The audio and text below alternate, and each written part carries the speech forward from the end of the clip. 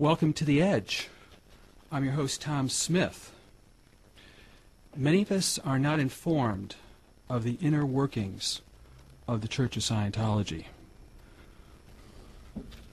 Founded by the American writer L. Ron Hubbard, the facade maintained by organized Scientology uses celebrity poster boys and religious pretense. Today on our program, we are going to strip that image aside and look at a few things that really go on.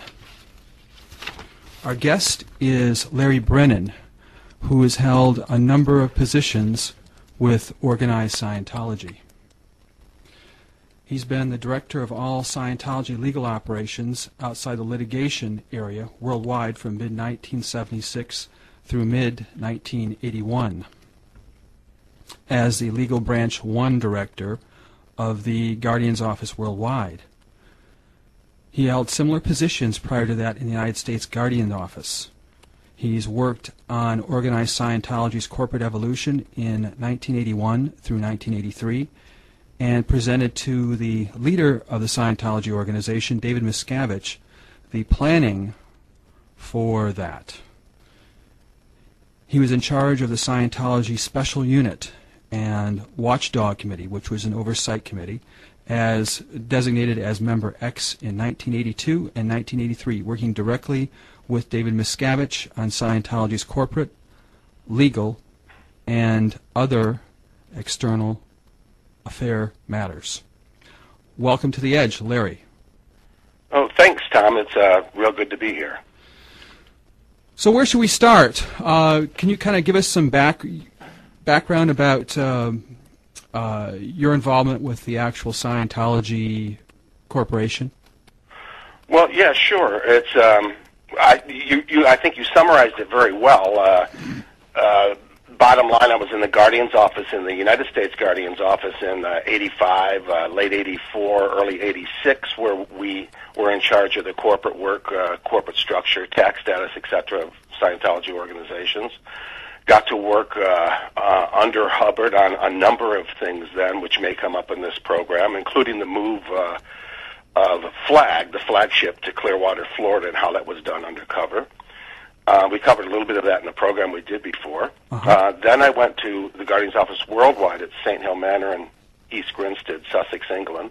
Was there for about 5 years on running the legal outside of the courts, and then went and did their what they called their corporate sort out, and worked a special unit, and worked directly with DM, David Miscavige, and this was a period of time when he was supposedly in author services, and he has said in courts in various declarations that he was not involved in running the church then, but he was, and I worked directly under him. But, by way of a summary, I suppose, I would say that, it's a Scientology. L. Ron Hubbard is the acknowledged founder of Scientology, and he always ran it when he could, despite many statements that he had retired or what have you as the executive director. He continued to run it. And he ran it until Miscavige ran it underneath Hubbard in 81, 82, and then finally Miscavige took over on Hubbard's demise. But despite a religious, caring, maybe a decent front put out by the organization, it really was built and run and controlled using constant lies and deception and what I consider fraud, as well as outright brutality and abuses of countless others. And in a way, this is just a summary, and we can go into details there shortly. It was run like this at one time by Hubbard, by Miscavige. That's when they did the corporate evolution in 81, 82. But really, in my opinion here, and this is just my opinion, having worked with Miscavige and seen all the Hubbard orders at that time, Miscavige was a very poorly educated. I don't even think he'd been through high school, and he was a kid. And he worked directly under Hubbard, who at that time was certainly not at his best. He was very brutal, the type of orders he was given about taking over sectors and dealing with people and spitting on people and all that. And I think Miscavige was very impressionable, and he learned how to operate under Hubbard like that. And on Hubbard's demise, that's all Miscavige knew, was that sort of brutality. It was sort of like, you know, he saw this abuse, he learned by abuse, and he's now the big abuser. anyway, he took it to an entirely new level, and he controls an empire, a financial empire worth certainly at least hundreds of millions of dollars, if not billions. He completely controls it as a dictator, and that's basically a summary of what it was. But what I can go into, to whatever degree you would like, is how it got to that point and what changed, and so on and so forth. But I'd like to give some background behind it. But that's sort of a summary of it. Okay. Well, basically, can you kind of give us some background about what you did, your role in the whole... Corporate? You're right. Okay, well, in 1981, the Commodore's Messenger Organization, acting on orders from Hubbard and as carried out by DM, David Miscavige, actually ended up taking over the Guardian's office. And I was in the Guardian's office worldwide at the time, so I was asked to go out to report to California for an urgent matter. So I went to Los Angeles and found out that they needed... that the people who were working on a corporate sort-out mission to corporately put right the affairs of Scientology were no longer there, and they needed somebody else to run it, and I ended up being the person to run what's called a mission, and as a missionaire.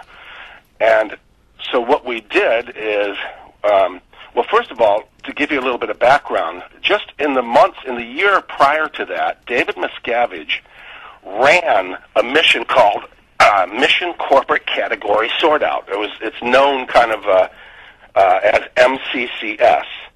And that mission was allegedly to set the corporate affairs straight for Scientology.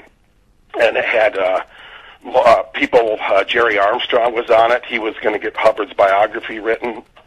Laurel Sullivan was working on the corporate matters, but David Miscavige ran it. And the problem was David was incompetent. And like I say, he didn't even have a high school education. And he would not listen to the advice of the missionaires like Laurel and Jerry. Like, for example, they were pointing out things that were just fraudulent about Hubbard running the organization, and yet Miscavige was trying to lie, saying that he wasn't, and they were trying to really get it so that Hubbard really didn't run it, so that it could be run by the hierarchy of the church, and Miscavige didn't want that.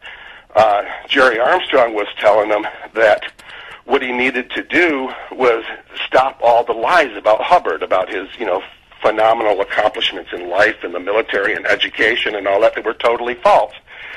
And David Miscavige would not listen to that. And Hubbard was directly involved with it, and I had many of Hubbard's orders at that time, even with respect to that mission. Later on, Miscavige testified in court that Hubbard was not involved, but he was. And the bottom line is that mission broke up because they wouldn't do what Miscavige and Hubbard had wanted them to do, and I ended up on the mission called, instead of MCCS, it was called Corporate Sort Out. To make a long story short, we came up, the apparent problem was that most of the eggs of Scientology corporately were in a corporate basket of a corporation known as the Church of Scientology of California. In it was organizations like the Commodore's Messenger Organization, the Executive Director International's organization, and major revenue-producing arms like FLAG and Advanced Organization of Los Angeles and American St. Hill Organization, etc. And what was happening is there was a lot of litigants under attorney Mike Flynn and others that were suing Scientology for various abuses and what have you. And it was getting at that corporate, big eggs in the basket organization. Really, the corporate sort-out was in a large part done to insulate and hide those assets from litigants. Now, Miscavige specifically testified in court in the next decade that was not the purpose, but it really was one of the big purposes of it. The other one was to protect Hubbard and Miscavige, like the senior people in Scientology, so that they could continue to run it without being legally liable for it. So it was very complicated, to say the least, but that's what it was about. But what happened is a lot of us on the corporate mission thought that basically we could get it sorted out and there could be a new evolution in Scientology management. It really wouldn't be run like it shouldn't be run. It really wouldn't be money going, like millions of dollars were going to Hubbard under